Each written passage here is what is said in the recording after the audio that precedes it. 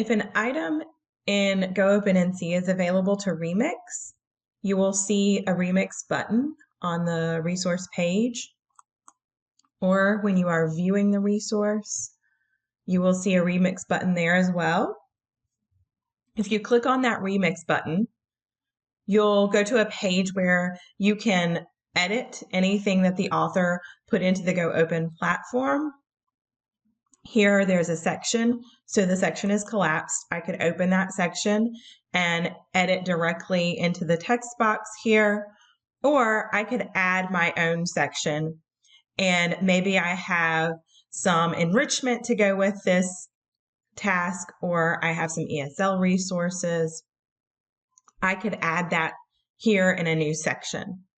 Once you've done that, you can save, preview, or publish.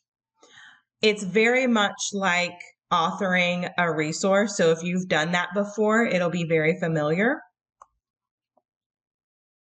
Once you click publish, you'll be able to edit the title, the overview, add your conditions of use. So being mindful here of the license that is already attached to that resource.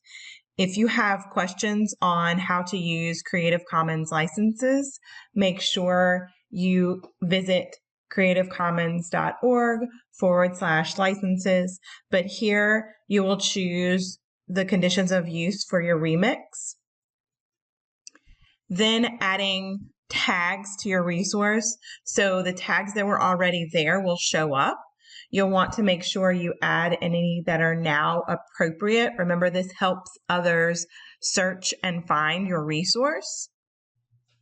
Finally, you'll read and agree to the terms of use and then publish your remix.